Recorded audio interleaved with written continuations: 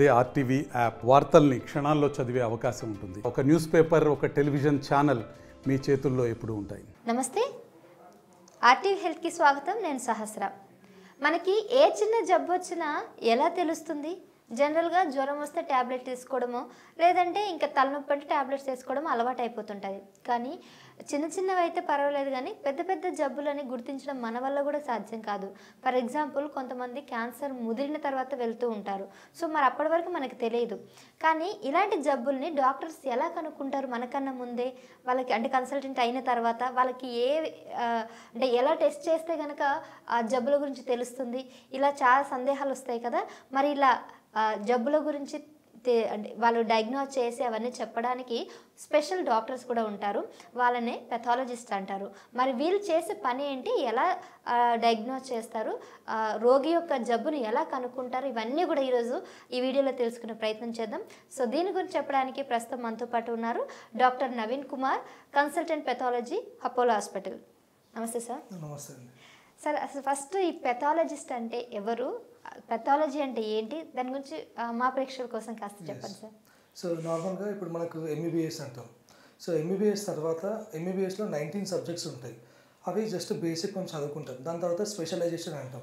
ఇప్పుడు general physician, paediatrician, ophthalmology, ఐకి సంబంధించి, అట్లనే పెథాలజీ అనేది ఒక విభాగం అనమాట.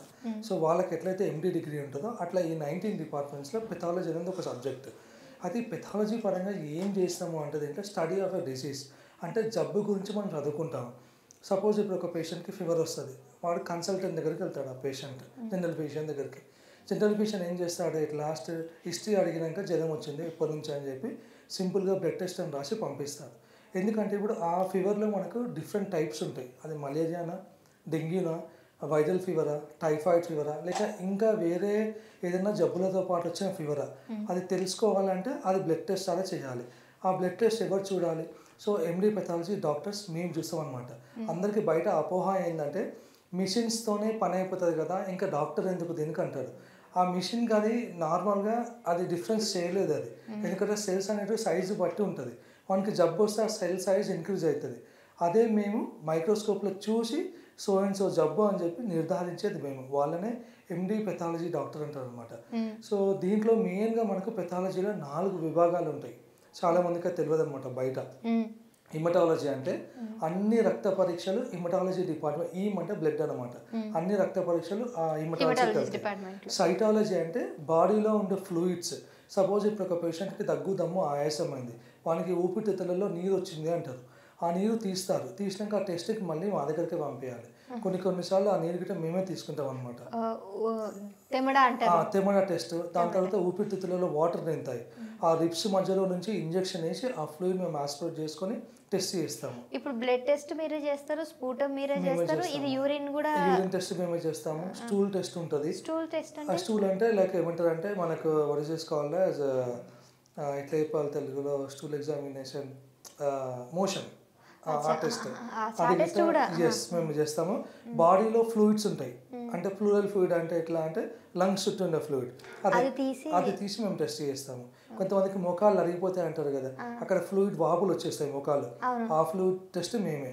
మళ్ళీ అది బినైనా మాలిగ్నెంట్ అంటే ఇది క్యాన్సర్ గడ్డనా నార్మల్ గడ్డనా అని నిర్ధారించేది మేమే. మళ్ళీ క్యాన్సర్ స్టేజ్ ఏ స్టేజ్లో ఉంది మనకు ఆ క్యాన్సర్ వస్తాయని అది నిర్ధారించేది మేమే. సో ఇవన్నీ వచ్చేసి ఎండీ పెథాలజీ విభాగానికే వస్తాయి. అంతేకాకుండా మళ్ళీ ఇప్పుడు బ్లడ్ బ్యాంకింగ్, అందరికీ బ్లడ్ కావాలంటారు కదా, ఏ పాజిటివ్, బి పాజిటివ్. ఈ బ్లడ్ బ్యాంక్ గిట్ట మా ఆధ్వర్యంలోనే రన్ అవుతుంది. దానికి కావాల్సిన designation MD pathology. MBBS MD పెథాలజిస్టే ఆ బ్లడ్ బ్యాంక్ మెడికల్ ఆఫీసర్గా కూర్చుంటారు అనమాట. సో ఏ టెస్ట్ అయినా సరే, ఎగ్జాంపుల్ ఇప్పుడు మనం పిల్లలు కాకుండా like fallopian tube sterility operation అంటాం కదా, ఆ స్టెరిలిటీ ఆపరేషన్ కరెక్ట్గా చేసిందా లేదా నిర్ధారించాలంటే ఆ ముఖం మళ్ళీ మాకే రావాలి. సో ఏదైనా సరే 19 డిపార్ట్మెంట్స్లో ఎట్ లాస్ట్ ఆ శాంపుల్ మా డిపార్ట్మెంట్కే వస్తుంది. సో రోగి చిన్న ఫస్ట్ స్టార్ట్ అయిన జబ్బు నుంచి ఎండ్ అయ్యే వరకు టెస్ట్లు మళ్ళీ మీరే చేయాలి? మేమే చేయాలి. ఓకే. సో అంటే ఇప్పుడు మీరు అంటున్నారు జబ్బు ఉన్న ముందు కనుక్కోవడానికి డయాగ్నోస్ చేస్తారు కదా, కొంతమంది పోస్ట్ మార్టమ్స్ కూడా టెస్టులు చేస్తుంటారు కదా, ఆ రిపోర్ట్ కోసం కూడా అది మీ దగ్గరికి వస్తుందా? పోస్ట్ మార్టం ఫోరెన్సిక్ వాళ్ళు చేసినాక మళ్ళీ ఆ శాంపుల్స్ అన్ని మాకే పెథాలజీకి పంపిస్తారు. అది ఫోరెన్సిక్ పెథాలజీ అంటాము. అక్కడ ఇప్పుడు ఆ డిసీజ్ మనం డయాగ్నోసిస్ చేసుకోవాలి. ఇప్పుడు చాలా మందికి ఏంటంటే కొన్ని మెడికల్ లీగల్ కేసెస్ ఉంటాయి, లైక్ రేప్ విక్టిమ్స్ ఇవన్నీ అంటాం. సో వాళ్ళకి ఎట్లా తెలియాలి రేప్ విక్టిమ్ అయిందని చెప్పి. సో ఇక్కడ చాలా మందికి తెలియదు ఏంటంటే మన బ్లడ్ గ్రూప్ 80% మన సలైవా అంటే లాలాజలం నోట్లో ఏదైతే ఉంటుందో దాంతో గిట్ట బ్లడ్ గ్రూప్ కనుక్కోవచ్చు. ఆ విక్టిమ్ ఏవైతే బాడీ పైన ఉంటాయో ఆ స్టెయిన్స్ మేము సెలైన్తో వాష్ చేసుకొని దానిపైన గిట్ట కనుక్కొని మన బ్లడ్ గ్రూప్ కనుక్కోవచ్చు. దాని ద్వారా మన డిఎన్ఏ గిట్ట కనుక్కోవచ్చు. ఇప్పుడు చాలా మందికి రేప్ అటెంప్ట్ అయిందంటాం, అది ఎట్లా నిర్ధారిస్తాం? ఆ సెమ్మన ఏవైతే మార్క్స్ ఉంటాయో వాటిని సెలైన్ ఆ క్లాత్స్ ద్వారా సెలైన్తో ఆ క్లాత్ మీద వాష్ చేసుకొని దాంతో టెస్ట్ చేస్తాం నిజంగానే ఇది రేప్ అయిందా లేదా అని చెప్పి. అది కూడా మళ్ళీ పెథాలజీ విభాగానికి వస్తుంది. ఓ ఇన్ని గణం అంటే అది నార్మల్ విషయం కాదు సార్. అంటే ఇప్పుడు ఎంబీబీఎస్ చేసేటప్పుడు పెథాలజీ చదివే వాళ్ళు ఎట్లా ఉంటారంటారు? అంటే కొన్ని స్పెషలైజేషన్ చదువుకునే వాళ్ళకి కొందరు డెంటిస్టులు కానీ బీడిఎస్ కానీ లేదంటే కళ్ళకి అదంటారు, కానీ ఇది చాలా టఫ్ అంటారా? ఇన్ని గణం చేయాలి కదా. సో మామూలుగా మేము అందుకే అంటాం ఎంబీబీఎస్ తర్వాత నువ్వు రోజు ఒక చదువుకోవాలంటే 2 సబ్జెక్టులు తీసుకో, ఒకటి ఎండి పెథాలజీ, ఒకటి ఎండి రేడియాలజీ. రేడియాలజీ అంటే అన్ని స్కాన్కి సంబంధించింది, సిటీ, ఎంఆర్ఐ, అల్ట్రాసౌండ్ ఇవన్నీ రేడియాలజీ. ఇంకొకటి పెథాలజీ. అందుకే ఈ మెడికల్ విభాగంలో ఓన్లీ ఒకటే డిపార్ట్మెంట్ 3 రోజుల పరీక్ష ఉండదు ఇంతకుముందు. అంటే అదొక ఎండి పెథాలజీ. అంటే 3 రోజులు పడుతుంది వాడిని ఆ స్టూడెంట్ పర్ఫెక్టా కాదా వానికి ఆ డాక్టర్ డిగ్రీ ఇవ్వడానికి. ఇప్పుడు ఎన్ని నిమిషాలు 2 రోజులు చేసింది. ఇది ఒకటే డిపార్ట్మెంట్, 2 full days ఉండే ఎగ్జామ్. ఒకటే సబ్జెక్ట్ 2 రోజులు ఉంటుంది ప్రాక్టికల్ ఎగ్జామ్. థియరీ మళ్ళీ 4 రోజులు ఉంటుంది. అంత డెప్త్ ఉంటుంది. అందుకే మా టీచర్స్ అంటారు నీకు జస్ట్ 10% పెథాలజీ తెలిస్తే నువ్వు ఎండి ఎగ్జామ్ పాస్ అయితే ఉంటారు. అంత ఉంటుంది. ప్రతి 2 yearsకి మాకు బుక్స్ మారుతూనే ఉంటాయి, ఎందుకంటే కాలంతో పాటు కొత్త కొత్త జబ్బులు వస్తుంటాయి, ట్యూమర్ స్టేజింగ్. అందుకని ఎవ్రీడే ఖచ్చితంగా అప్డేట్ ఉండాలంటే చదవాల్సిందే. ఇప్పుడు మీరు కూడా రెగ్యులర్గా చదువుకుంటున్నారా? ఖచ్చితంగా మార్నింగ్ 5 to 7 కంపల్సరీ చదవాల్సిందే. ఓకే. ఈ టెస్ట్లకి అక్యురెన్సీ ఖచ్చితంగా వస్తుందా? ఏమన్నా ఎక్కడైనా ప్రాబ్లమ్స్ వచ్చాయి ఎప్పుడైనా? ఎస్. అయితే దీనికోసం అని ఏంటంటే మనకి కొన్ని సంస్థలు ఉన్నాయి, ఎన్ఏబిఎల్ అని, national accredited board for testing operator and calibration ఉంటాయి అనమాట.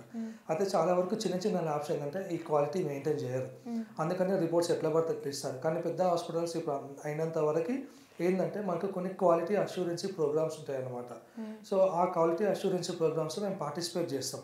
వాడు మనకు తెలియదు ఏ శాంపుల్ పంపిస్తాడో, మనం ఆ శాంపుల్ మన అనలైజర్లో టెస్ట్ చేసి యాజ్ ఆ డాక్టర్గా మేము మైక్రోస్కోప్లో చూసి మళ్ళీ ఆ రిపోర్ట్ ఎంటర్ చేస్తాం.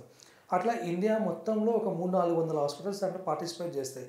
ఒకవేళ మనం మిస్టేక్ అయినామనుకో మనకి మిస్టేక్ అని రిపోర్ట్ వస్తుంది, అప్పుడు మనం తప్పు అవుతుందని అర్థం వస్తుంది అనమాట.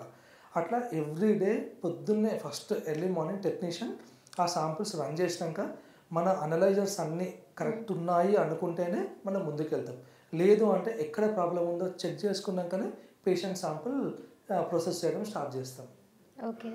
సో అండ్ ఇంకొకటి ఈ పెథాలజిస్ట్లు ఇప్పుడున్న ఇండియాలో ఎట్లా ఉన్నారు? నెంబర్ ఆఫ్ కౌంట్ ఎలా ఉంటుంది? ఎక్కువ ఉంటుంది, తక్కువ ఉంటుంది? తప్పు కదా. ఉన్నారు, చాలా మంది ఉన్నారు. కానీ ఏమవుతుందంటే కొన్ని చిన్న చిన్న ల్యాబ్స్ ఎట్లా అంటే ఈ పెథాలజిస్ట్ని పెట్టుకోకుండా ఏదో ఆ టెక్నీషియన్ చదువుకుంటారు, లేక కాంపౌండర్ లాగా ల్యాబ్ టెక్నీషియన్. ఇప్పుడు మనకు నర్సింగ్ చేసి కాంపౌండర్ లాగా ఎట్లా ఆర్ఎంపీస్ లాగా ప్రాక్టీస్ చేస్తున్నారో అట్లా ఇక్కడ గిట్లా చాలా మంది డాక్టర్ ప్రమేయం లేకుండానే ఆ టెక్నీషియన్స్ వచ్చే నాలెడ్జ్తోనే వాళ్ళే రిపోర్ట్ ఇచ్చేస్తుండ్రు. ఏమైతే మిషన్ ఇస్తుందో అదే ఇచ్చేసేస్తున్నారు. సో అందుకోసమనే ఒక డాక్టర్ని అపాయింట్ చేసుకోవాలి, ఈ క్వాలిటీ ప్రోగ్రామ్స్లో పార్టిసిపేట్ చేయాలి. అప్పుడే మనకు క్వాలిటీ అండ్ అక్యురేట్ రిపోర్ట్ అని వస్తుంది. సో చాలామంది ఏంటంటే 350 రూపాయలకే 1000 టెస్టులు 2000 టెస్టులు అనేసరికి పరిగెత్తున్నారు. ఫస్ట్ ఆఫ్ ఆల్ దాంట్లో ఏమున్నాయని విశ్లేషించండి. విశ్లేషించినాక నిర్ణయం తీసుకోండి ఎట్లా సాధ్యం అది 300కు ఇన్ని టెస్టులు రావడం. How it is possible. పెద్ద పెద్ద బోర్డులు కూడా పెట్టేస్తుంటారు, ఫుల్ బాడీ చెకప్ 5000లో. అది ఇట్స్ ఇంపాసిబుల్ కదండి. అది ఇంపాసిబుల్, ఎందుకంటే ఇక్కడ మీరు ఒక లాజిక్ చూసుకుంటే మళ్ళీ ఇది కాంట్రవర్సీ అవుతుంది నేను చెప్తుంటే. మళ్ళీ లైక్ ఏమంటారు అంటే మా డిజిటల్ మార్కెట్ మొత్తం మళ్ళీ నా పైన పడతారు, కాంట్రవర్సీ స్టేట్మెంట్ అవుతుంది. ఒక సివిపి అంటే సింపుల్గా కంప్లీట్ బ్లడ్ పిక్చర్, అది ఒక టెస్ట్ నా ప్రకారం అయితే. ఏఎండి పెథాలజిస్ట్ అయినా డాక్టర్స్ ప్రకారం అది ఒకటే టెస్ట్. కానీ దాంట్లో 14-17 పారామీటర్లు ఉంటాయి. వీళ్ళందరూ ఏమంటారంటే ఆ 17 టెస్టులు లాగా చూపిస్తారు. అదంతా ఒకటే టెస్ట్, అదంతా కలిపి ఒకటే టెస్ట్. కానీ 17 సబ్ పారామీటర్స్ ఉంటాయి కాబట్టి హిమోగ్లోబిన్ అని, ఆర్బీసీ కౌంట్, తెల్ల రక్త కణాలు, డబ్ల్యూబీసీ కౌంట్, ఎర్ర రక్త కణాలు, మళ్ళీ దాంట్లో వైట్ బ్లడ్ సెల్స్లో 5 types ఉంటాయి. ఆ 5 గిట దాంట్లో వేస్తారు. నేను ఇన్ని రోజులు ఇవన్నీ సపరేట్ అనుకున్నాను. అవన్నీ ఒకటే దాని కింద వస్తాయి. మన బాడీలో మిక్చర్ ఆర్బీసీ, డబ్ల్యూబీసీ, ప్లేట్లెట్స్ అనేది 3 ఉంటాయి, 3 ఫామ్ అవుతాయి. సో ఇవన్నీ ఒకటే టెస్ట్ కింద వస్తాయి. ఒకటేసారి ఒకసారి టెస్ట్ చేస్తే ఇవన్నీ వచ్చేస్తాయి, రిపోర్ట్ వచ్చేస్తాయి. సో ఇది యాక్చువల్ చాలా ఇన్ఫర్మేషన్ సార్, ఇన్ఫర్మేటివ్.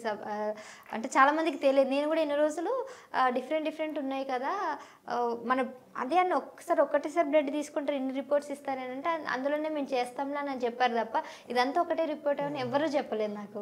సిబిపి అనేది ఒకటే టెస్ట్ అది. దాంట్లో ఏంటంటే 17-19 పారామీటర్స్ ఉంటాయి కాబట్టి ఇంకొంతమంది దాంట్లో 24 పారామీటర్లు అంటే 24 టెస్టులాగా చూపిస్తారు. సార్. థ్యాంక్ యూ సార్, చాలా ఇన్ఫర్మేటివ్, మొత్తం కూడా చాలా డీటెయిల్గా చెప్పారు. అండ్ అలాగే మీరు అన్నట్టు so this is not easy అనే సబ్జెక్ట్. అది చదవడమే ఎంత కష్టమో దాన్ని చేయడం కూడా ఇప్పుడు చాలా తక్కువ డాక్టర్స్ ఉన్నారు. బయట మార్కెట్లో అంతా కూడా చిన్న టెక్నీషియన్స్ వీళ్ళంతా కూడా చేసేదంతా కూడా చాలా కొన్నిసార్లు రిపోర్ట్ కూడా తప్పు వచ్చే ఛాన్సెస్ ఉన్నాయి. కాబట్టి సో మీరు ఎప్పుడైనా ఒకవేళ సివియర్ చిన్న వాటికైతే పర్లేదు, కానీ సివియర్ డిసీజ్ ఏదైనా ఉంటే కనుక ప్రాపర్ కన్సల్టెంట్ కనుక మీరు కలిసినట్లయితే మీకు మంచి డీటెయిల్స్గా రిపోర్ట్ అవన్నీ వస్తాయి. సో దానికి తగ్గ ట్రీట్మెంట్ తీసుకునే ఛాన్సెస్ ఉంటాయి. So better consult proper doctor అనమాట. సో డాక్టర్ నవీన్ గారు, he's actually consultant pathologist, Apollo hospital. Thank you sir.